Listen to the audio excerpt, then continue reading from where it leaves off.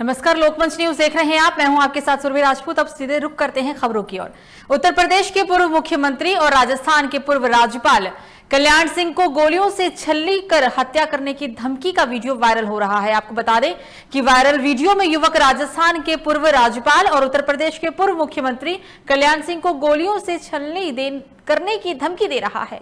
ये वीडियो पूर्व विधायक उर्मिला राजपूत के पति के मोबाइल पर भेजा गया, जिसमें वीडियो में मिलने के बाद पूर्व विधायक व सपा नेता उर्मिला राजपूत ने पूर्व मुख्यमंत्री कल्याण सिंह की हत्या की धमकी देने के मामले में शहर कोतवाली में मुकदमा दर्ज कराया। वीडियो में गौतम नाम का व्यक्ति कल्याण सिंह जी को गोलियों से छल्ली कर हत्या करने की बात कर रहा है और इस दरमियान पूर्व विधायक व सपा नेता उर्मिला राजपूत की शिकायत पर पुलिस ने गौतम नाम के व्यक्ति के खिलाफ शहर कोतवाली में मुकदमा दर्ज कर लिया।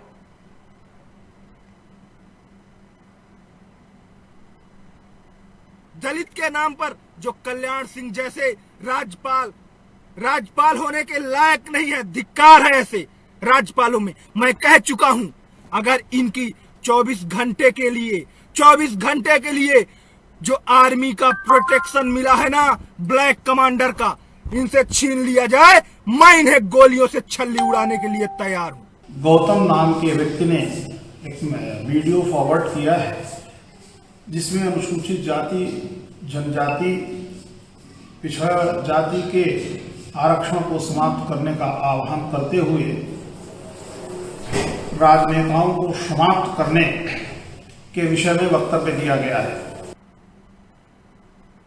तो वहीं सुप्रीम कोर्ट ने बाहुबली अपराधी मुख्तार अंसारी को पंजाब से यूपी की जेल में शिफ्ट करने का आदेश दिया है, जिसके बाद यूपी संसदीय कार्य राज्य मंत्री आनंद स्वरूप शुक्ला ने सुप्रीम कोर्ट के इस फैसले का स्वागत किया है। आपको बता दें, राज्य मंत्री आनंद स्वरूप शुक्ला ने कहा है कि सुप्रीम कोर्ट का फैसला योगी सरकार की बड़ी जीत है और अपराधियों को शरण देने वाली कांग्रेस की बड़ी हार है।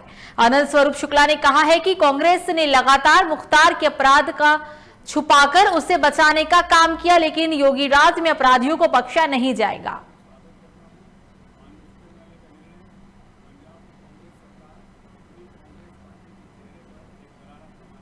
माननीय उच्चतम न्यायालय का निर्णय पंजाब की कांग्रेस सरकार और पूरी कांग्रेस पार्टी के चेहरे पर एक करारा तमाचा है। जिस प्रकार से कांग्रेस की सरकार और कांग्रेस पार्टी पूरी तरीके से मुख्तार अंसारी को बचाने में लगी हुई थी, हमारे उत्तर प्रदेश के माननीय मुख्यमंत्री पूज्य योगी आदित्यनाथ जी के विशेष प्रयास से माननीय सुप्रीम कोर्ट ने उत्तर प्रदेश सरकार की बातों को सुना और हमारी बातों को सही मानते हुए मुख्तार अंसारी को उत्तर प्रदेश सुपुर्द किया है। खबरों में आगे बढ़ते हैं। एसएसपी उदय शंकर सिंह ने जिला एटा की कमान संभाल ली है। बताते चलें कि देर रात एटा पहुंचकर नवागत एसएसपी ने चार्ज संभाला। उसके बाद एसएसपी उदय शंकर सिंह ने प्रेस कॉन्फ्रेंस कर मीडिया से भी बातचीत की। उदय शंकर सिंह ने एटा जनपद पर पहली बार सौंपी गई पुलिस कप्तान की कमान है। इससे पहले उदय शंकर सिंह प्रयागराज में पीएससी के सेनानायक पद पर तैनात थे। आईपीएस उदय शंकर सिंह को 2020 में आईपीएस पद पर भी प्रमोट किया गया था। आपको बताते चले, इस दरमियान प्रेस से बातचीत करते हुए एसएसपी ने कहा है कि वो किसी भी हाल में कानून व्यवस्था बिगड़ने नहीं देंगे। तो किसी भी हाल में कानून व्यवस्था नहीं बिगड़ने देने की बात कही है। आपको बता दें कि उदय शंकर सिंह प्रयागराज में पीएससी के सेनानायक पद पर इससे पहले तैनात थे और आईपीएस उदय शंकर सिंह को 2020 में आईपीएस पद पर भी प्रमोट किया गया था। मीडिया से मुखातिब होते हुए एसएसपी ने कहा है कि वो किसी भी हाल में राज्य में कानून व्यवस्था को बिगड़ने के लिए नहीं देंगे। उदय शंकर सिंह एटा जिला पहुंचे और पहली बार उन्होंने पुलिस कप्तान की कमान संभाली है। इससे पहले वो प्रयागराज में पीएससी के सेनानायक पद पर तैनात थे। आईपीएस उदय शंकर सिंह को 2020 में आईपीएस पद पर भी प्रमोट किया जा चुका है।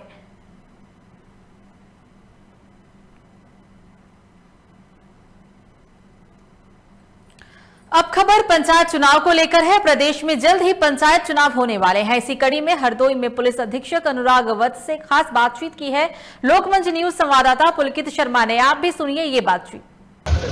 हम इस वक्त मौजूद हैं हरदोई के प्रेक्षागृह में, जहां पे हमारे साथ मौजूद हैं हरदोई के एसपी अनुराग वत्स। आइए इन्हीं से जानते हैं कि हरदोई में होली है और पंचायत चुनाव को लेकर किस तरीके से कानून व्यवस्था लागू करेंगे। देखिए, जैसा कि आप जानते हैं कि इस समय की होली पंचायत और कोविड के टाइम में पड़ रही है। हम लोग इसके लिए, इस चैलेंज के लिए पूरी तरीके से हम लोग तैयार हैं। अभी एक मीटिंग भी हम लोगों ने दिन सामने इस कमेटी की है, तो इसके लिए हम लोगों ने बहुत युद्ध स्तर पर तैयारियां की हैं। हम लोगों ने सारे गांव जो हमारे जितने भी 1836 पोलिंग स्टेशन हैं उन सब पे हमने ड्यूटीज़ लगाई हैं और साथ ही हमने उन पोलिंग स्टेशन को इस कैटेगरी में डिवाइड किया है कि उनकी संवेदनशीलता के हिसाब से, जैसे वहाँ पर लोग हैं, इस प्रकार का वोटिंग पैटर्न है, उसके हिसाब से उसको हमने सेग्रीगेट किया है, वर्गीकृत किया है। और उसी के दृष्टिगत हम लोगों ने लगातार अपने जो हमारी इंटेलिजेंस विंग है उसको एक्टिवेट किया है और हमारे जो पुलिसकर्मी है उनको एक्टिवेट किया है। शासन के राजस्व के कर्मचारियों को उसमें हमने ज्वाइंट टीम बनाया है और प्रयास यही है कि ऐसे लोगों को जो ट्रबल मेकर हैं, ऐसे स्थान, ऐसे जहाँ पर पूर्व में इस प्रकार का इतिहास रहा है, उनको हम चिन्हित करें, उनके खिलाफ प्रिवेंटिव कार्रवाई करें, निरोधात्मक कार्रवाइयाँ करें और बहुत सकुशल और शांतिपूर्वक हम लोग पंचायत चुनाव और होली का चुनाव। पंचायत चुनाव के दृष्टिगत ये एक बड़ा चैलेंज रहता है कि शराब की बिक्री के कुछ लोग वितरण का प्रयास करते हैं, तो उसमें हमारी स्ट्रेटजी बहुत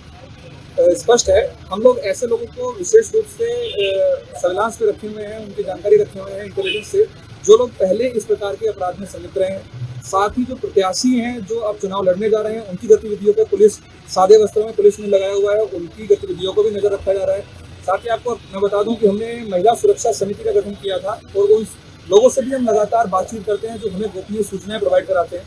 जो गाँव में जो शराब बनती है, जो गांव में शराब बेचने का काम करते हैं, उसके बारे में हमें गोपनीय सूचनाएं मिलती हैं। पिछले 4 दिन में हम लोगों ने लगभग 200 मुकदमे लिखे हैं जो शराब को बनाने को लेकर हैं और 250 से ज़्यादा लोगों को जेल भेजा गया है और स्पष्ट मैसेज गया है कि पंचायत चुनाव में शराब का इस्तेमाल करने वालों के खिलाफ बहुत सख्ती से पुलिस कार्रवाई करेगी। सब पुलिस कर्मियों को किस तरीके से दिशा निर्देश दिए गए? पुलिस को हमने स्पष्ट रूप से कहा है कि ये एक पंचायत चुनाव है जिसमें इलेक्शन कमीशन के निर्देशों के तहत आचार संहिता लागू हो चुकी है। पुलिस बहुत निष्पक्षता के साथ और बहुत सजगता के साथ अपनी नौकरी करे, अपनी ड्यूटी करे। किसी भी स्थिति में पुलिस की निष्पक्षता में प्रश्न चिन्ह नहीं लगना चाहिए और उनकी अलर्टनेस, उनकी सजगता में कहीं कोई कमी नहीं आनी चाहिए। यही हमने उनको निर्देश दिया और इसी का अनुपालन हम लोग पूरी कटिबद्धता के साथ सुनिश्चित करेंगे। सब 3 तारीख को नामांकन है, 15 तारीख को पंचायत चुनाव है, उस पर किस तरीके से आपकी तैयारी है? देखिए, नॉमिनेशन हो चाहे पंचायत चुनाव हो, ये फिक्स जगह पे होगा, या तो ब्लॉक पे होगा और जो पंचायत चुनाव है, जो वोटिंग है वो मतदान स्थलों पे होगी। तो सभी वहाँ पर हमारी जो इंटेलिजेंस कलेक्ट करने के लिए गोपनीय विभाग के कुछ लोग होंगे। तो ओवरऑल इसका एक ढांचा तैयार कर लिया गया। इसके दिशा निर्देश अगले 1 से 2 दिन में जारी। और होली मनाने के तरीके पूरे देश में अलग अलग हैं। कहीं फूलों से होली खेली जाती है तो कहीं लाठी मार होली खेली जाती है, लेकिन शाहजहांपुर में होली खेलने की परंपरा दुनिया की सबसे अनूठी है। यहां जूते मार होली का लुत्फ उठाया जाता है। शाहजहांपुर में यह परंपरा लगभग 300 साल पुरानी है। अंग्रेजों के शासन में हिंदुस्तानियों पर जो जुल्म किया गया, तब से ही इस परंपरा को लाट साहब के जुलूस के रूप में बनाया जाने लगा। ये जूते मार होली अंग्रेजों के प्रति अपना आक्रोश प्रकट करने के लिए किया जाता है। एक शख्स को लाट साहब बनाकर उसे जूतों से पीटा जाता है, जिसे बेहद संवेदनशील माने जाने वाले लाट साहब के जुलूस में पुलिस की बेहद कड़ी सुरक्षा की भी व्यवस्था की जाती है। आपको बता दें कि लाट साहब के इस जुलूस में अंग्रेज के रूप में एक व्यक्ति को भैंसा गाड़ी पर बिठाया जाता है और उसे जूते और झाड़ से पीटते हुए पूरे शहर में घुमाया जाता है।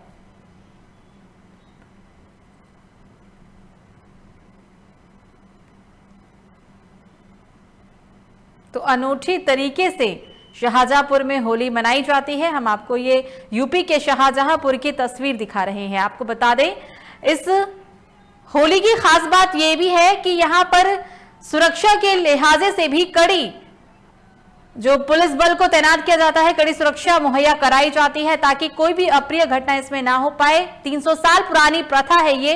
300 साल तरीके से इस होली को मनाया जा रहा है। 300 साल पहले से ही इस परंपरा को लोग लागू कर रहे हैं और ऐसी होली हर साल शाहजहांपुर में देखने को मिलती है।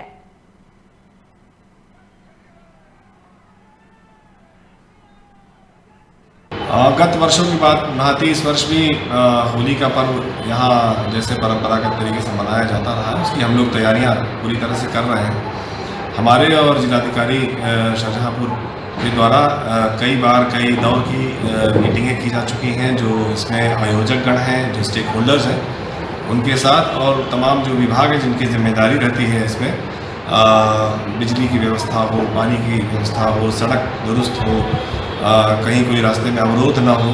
तो इन सब बातों पर कई बार वार्ता हो गई है, स्थलीय निरीक्षण भी किया जा चुका है और ये इंश्योर किया जा रहा है कि कहीं कोई समस्या ना हो और बिल्कुल जैसा जुलूस बढ़िया चलता रहा आज तक वैसे चले। तो वहीं उत्तराखंड के डीजीपी अशोक कुमार ने होली के अवसर पर प्रदेशवासियों से अपील की है। सुनिए डीजीपी अशोक कुमार की ये अपील।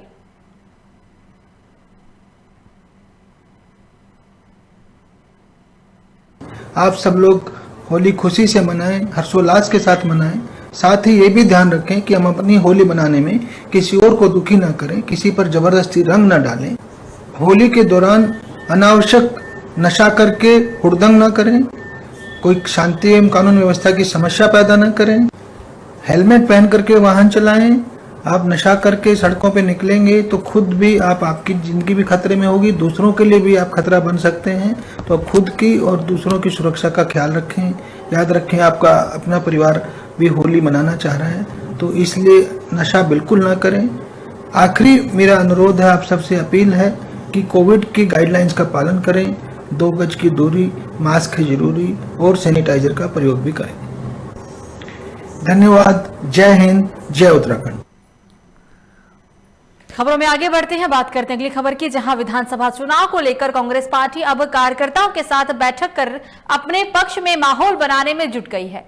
कांग्रेस के पदाधिकारी द्वारा अब 2022 में होने वाले विधानसभा चुनाव को लेकर कार्यकर्ताओं को जनता के बीच जाकर बीजेपी सरकार की नाकामियां गिनाने के साथ ही कांग्रेस द्वारा किए गए विकास कार्यों को बताने का भी काम किया जाएगा।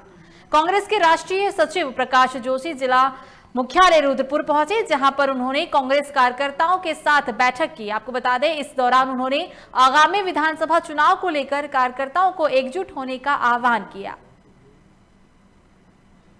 तो बीजेपी सरकार की नाकामियां गिनाने का काम करेगी अब कांग्रेस। 2022 में चुनाव होने हैं और उसको लेकर जो कांग्रेस पार्टी है वो अभी से ही तैयारियां कर रही है। इस चुनाव को लेकर ही, चुनाव को देखते हुए भी बैठक का आयोजन किया गया है। उधम सिंह नगर के हम आपको तस्वीर दिखा रहे, उत्तराखंड के उधम सिंह नगर की तस्वीर है, ये आपकी टीवी स्क्रीन पर। बैठक का आयोजन किया गया है। इस बैठक में तमाम कार्यकर्ता मौजूद रहे और इस बैठक के दरमियान बीजेपी के कार्यों का उल्लेख भी किया गया और जनता के बीच जाकर बीजेपी की नाकामियों को लेकर बात कही गई है। आज की बैठक तो आप देख रहे हैं कि मुख्यतः आज की बैठक संगठन की बैठक है, जिसमें पूरे उधम सिंह नगर के जो हमारे ग्रामीण क्षेत्र की विधानसभा है, 7 विधानसभा है, उनके जो विधानसभा प्रभारी, ब्लॉक अध्यक्ष, नगर अध्यक्ष और अन्य जो वरिष्ठ हमारे कांग्रेस के यहाँ पर जो पदाधिकारी हैं वो आज शामिल हैं। ये मासिक बैठकें होती हैं कांग्रेस की और इन बैठकों में निश्चित तौर पर पिछले 1 महीने में संगठन की क्या स्थिति रही है, कितना संगठन का विस्तार हुआ है, चाहे वो ब्लॉक कांग्रेस कमेटियों के संदर्भ में हो, नगर कांग्रेस कमेटियों के संदर्भ में हो या फिर बूथ कांग्रेस की जो इकाइयां हमारी बननी है बूथ की, उनके संदर्भ में उसके बारे में समीक्षाएं होती हैं। अब खबर लक्सर से है, जहां हरिद्वार के लक्सर क्षेत्र में आस्था कोरोना पर भारी पड़ता हुआ नजर आ रहा है। बुराई के खात्मे का संकल्प लिए जाने के रूप में मनाए जाने वाले इस प्राचीन का महत्वपूर्ण होली के त्योहार पर पूरे महिलाओं ने होलिका के झंडे और उपलों लकड़ियों से बनाए गए होलिका की पारंपरिक ढंग से पूजा अर्चना की। महिलाएं पूरे विश्व के कोरोना से सुरक्षित रहने की भी इस दरमियान कामना करती हुई नजर आई। तो महिलाओं ने लोगों के सुरक्षित होने की कामना की है। हम आपको ये तस्वीर दिखा रहे हैं उत्तराखंड के हरिद्वार लक्सर की, जहां पर क्योंकि जिस तरीके से पूरे देश में कोरोना का एक बार फिर से प्रकोप बढ़ा है, उसे देखते हुए यहां पर महिलाएं पूजा अर्चना कर रही है और सिर्फ देश प्रदेश ही नहीं बल्कि पूरे विश्व के स्वस्थ होने की कामना की जा रही है महिलाओं के द्वारा।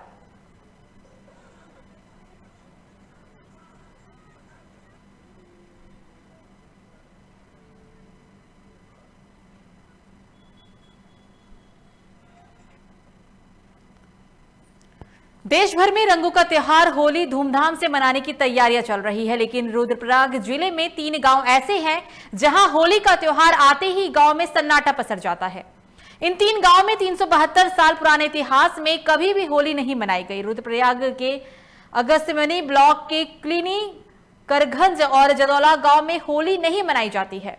इन इलाकों में रहने वालों की इष्ट देवी है मां त्रिपुर सुंदरी। मां त्रिपुर सुंदरी को वैष्णो देवी की बहन भी माना जाता है। ग्रामीणों का कहना है कि उनकी कुलदेवी को होली का हुड़दंग और रंग पसंद नहीं है, इसलिए वे सदियों से होली का त्योहार नहीं मनाते हैं। बताते चले कि 150 साल पहले पूर्व इन गांव में होली खेली गई थी, तब यहां हैजा फैल गया था और बीमारी से कई लोगों की मौत भी हो गई थी। तब से ही आज तक गांव में होली नहीं खेली गई।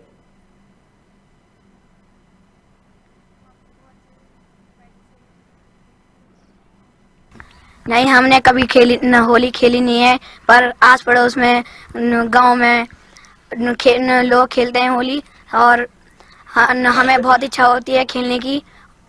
और पर हमारे दादा दादी जो हमारे पूर्वज से उन्होंने कभी होली नहीं खेली। हम पूर्वज पहले से होली नहीं खेलते हैं। वो कहते हैं कश्मीर से आ रखी है, कोई देवी उनके साथ आ रखी है, उस देवी को रंगों से वो परहेज है, वो दोष होता है गांव में रंगों से। होली हमारे बुजुर्ग कभी नहीं खेली, सास ससुर कहने भी ना। हमारे गाँव में ये कुछ दोस्त होली खेली, बाला सुंदरी देवी से हमारी जब कुछ होली वोली खेला तो ये दोस्त होंगे, तो हमारा बच्चा भी नहीं खेलता होली। खबरों में आगे बढ़ते हैं, बात करते हैं उधम सिंह नगर की, जहां उधम सिंह नगर जिले की किच्छा कोतवाली पुलिस ने कछुओं की तस्करी की सूचना पर विलुप्त प्रजाति के 16 कछुओं के साथ 2 महिला तस्कर को भी गिरफ्तार किया है। आपको बता दें कि विलुप्त प्रजाति के ये कछुए यूपी से लाए जा रहे थे, जिसकी कीमत लाखों में बताई जा रही है। पुलिस ने दोनों महिला तस्कर को गिरफ्तार कर लिया है और साथ ही पुलिस ने बरामद कछुए को वन विभाग को भी सौंप दिया है। फिलहाल पुलिस आगे की कार्रवाई में अब जुट गई है।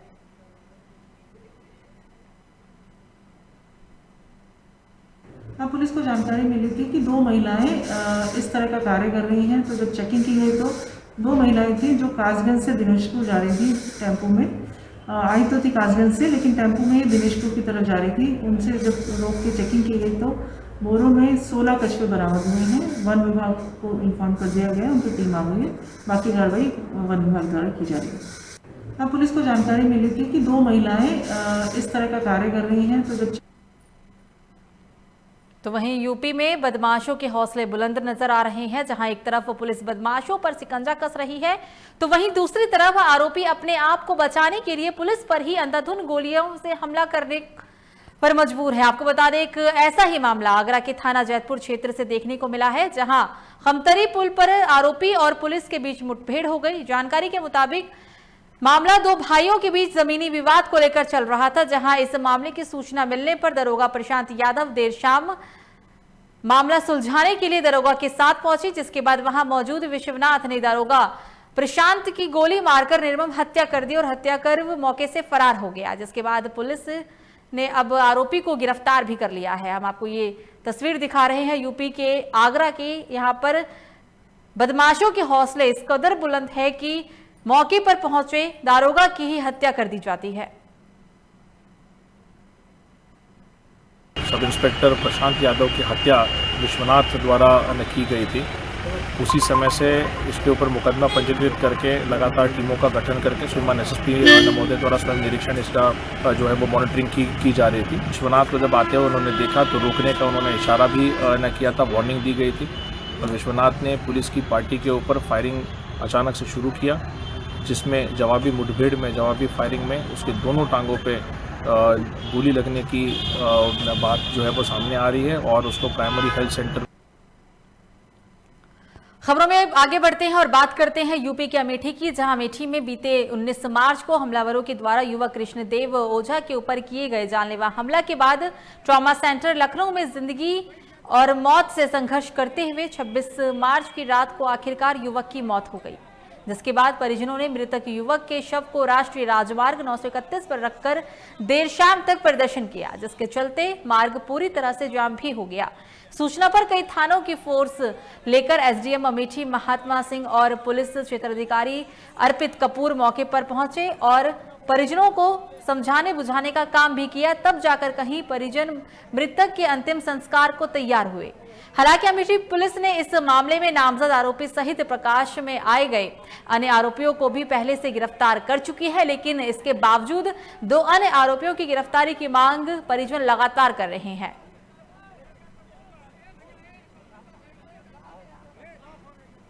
दिनों पहले एक घटना हुई थी। कुछ असामाजिक तत्वों ने एक व्यक्ति को बुरी तरीके से जख्मी कर दिया था। बीती रात लखनऊ ट्रॉमा सेंटर में उसका निधन हो गया। इस आक्रोश में क्षेत्र की पूरी जनता ने यहाँ पर जाम किया था। प्रशासनिक अधिकारी भी मौके पे पहुँचे, मैं भी पहुँचा और पुलिस महकमे ने इस बात के लिए आश्वस्त किया कि अपराधी कोई भी हो, कितने भी रसूख का हो, उसके खिलाफ न्याय संगत कार्रवाई की जाएगी। उनका इलाज इंजर्ड का चल रहा था लखनऊ ट्रॉमा सेंटर में, जहां उनकी रात्रि में डेथ हो गई। वहां से डेड बॉडी के लोग आ रहे थे। यहाँ पे रोड पे उन्होंने जाम लगाया हुआ था और उनकी डिमांड थी कि घर पे सुरक्षा दी जाए, लाइसेंस दिया जाए। और जो ज़्यादा उन्होंने ज़मीन कब्जा कर रखा है, प्रधानपति थे ये जो इसमें मुलजिम बने हुए हैं, उनको सारी ज़मीन को कब्जा मुक्त किया जाए। तो ये आश्वासन एडीएम साहब ने दिया हुआ है और लाइसेंस की डिमांड की गई है। तो उनकी मांगों पे, जायज़ मांगों पे सब पे कार्रवाई की जाएगी। दिनों पर तो वहीं लखनऊ में पुलिस और बदमाश के बीच मुठभेड़ का मामला सामने आया है। महानगर थाना क्षेत्र के स्मृति वाटिका का ये पूरा मामला है, जहां दिल्ली पुलिस ने 50,000 के इनामी बदमाश को गिरफ्तार किया। आपको बता दें, शातिर बदमाश पिंटू शर्मा के पैर में गोली लग गई, जिसके बाद क्राइम ब्रांच ने घायल बदमाश को दबोच लिया। बताते चलें कि आरोपी पर पहले से ही दर्जनों लूट के मामले दर्ज हैं। फिलहाल पुलिस ने बदमाश को गिरफ्तार कर लिया है और आगे की कार्रवाई में पुलिस अब जुट गई है। 50,000 के इनामी बदमाश को गिरफ्तार किया गया। हम आपको ये तस्वीर दिखा रहे हैं यूपी के लखनऊ की।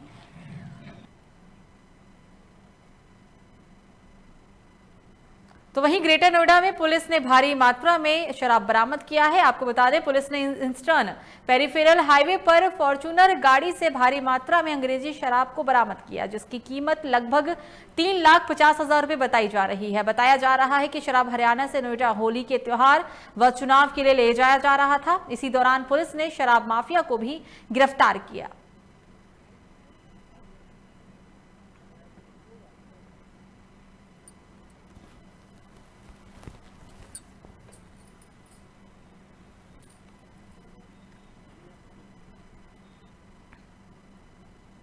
खबरों में आगे बढ़ते हैं। जबरल कस्बा हाईवे में देसी शराब ठेका के बगल में प्रतिष्ठान मालिक अवधेश गुप्ता की गोदाम में भीषण आग लग गई है। जानकारी के अनुसार गोदाम में तेल रखा था, जिसकी वजह से आग भड़क गई। आग लगने का कारण अभी फिलहाल स्पष्ट नहीं हो पाया है। प्रतिष्ठान का नाम श्याम ट्रेडर्स बताया जा रहा है। फिलहाल स्थानीय लोगों ने मिलकर आग पर काबू पा लिया।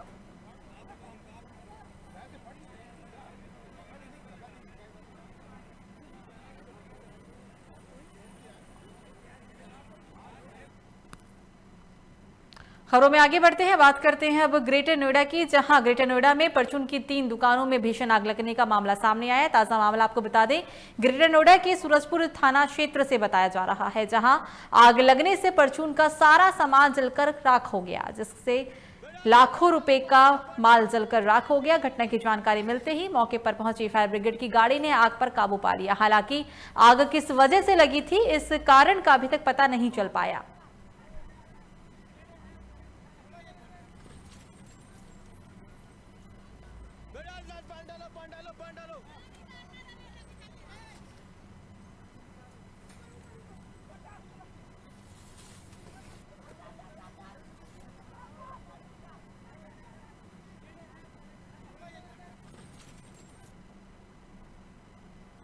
तो वहीं लखनऊ में आवासीय जगह के अवैध गैस गोदाम में छापेमारी की कार्रवाई की गई। आपको बता दें कि खाद्य आपूर्ति विभाग की टीम ने लगभग 23 बड़े सिलेंडर बरामद किए हैं।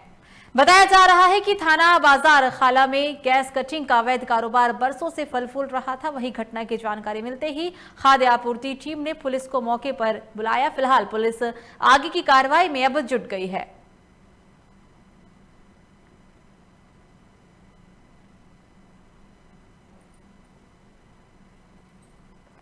खबरों में आगे बढ़ते हैं और बात करते हैं मध्य प्रदेश की, जहां छत्तीसगढ़ की राज्यपाल सुश्री अनुसुईया उनके विशेष विमान से छिंदवाड़ा पहुंची हैं। सुश्री अनुसुईया उड़के ने मध्य प्रदेश एवं छत्तीसगढ़ समेत छिंदवाड़ा जिले वासियों को होली की शुभकामनाएं दी। इसके साथ ही उन्होंने कहा है कि इस समय परिस्थितियां ठीक नहीं है और कोविड-19 का खतरा दिन ब दिन बढ़ता ही जा रहा है, जिसको देखते हुए हमें सावधानी बरतने की बहुत ज्यादा जरूरत है। जब हम सावधानी बरतेंगे तभी हम सुरक्षित रह पाएंगे।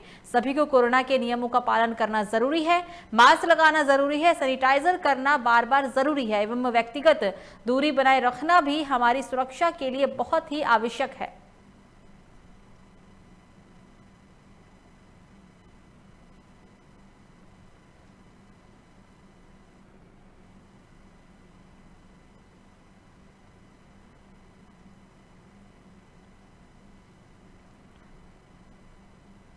तो वहीं पटवारी अशोक कुमार सोनी के घर पर ईओडब्ल्यू की छापेमारी में चौंकाने वाले खुलासे सामने आए हैं। ईओडब्ल्यू के मुताबिक पटवारी अशोक कुमार सोनी करोड़ों की संपत्ति का मालिक है।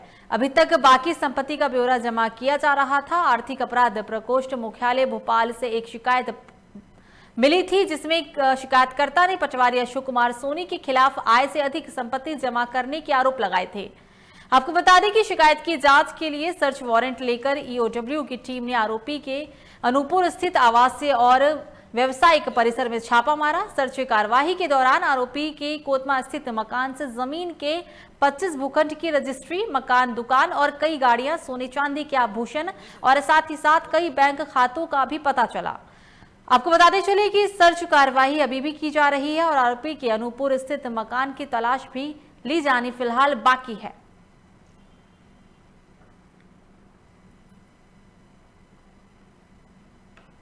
फिलहाल इस न्यूज बुलेटिन में मेरे साथ इतना ही और समस्त लोकमंच के दर्शकों को होली की हार्दिक शुभकामनाएं। आप देखते रहिए लोकमंच न्यूज। नमस्कार।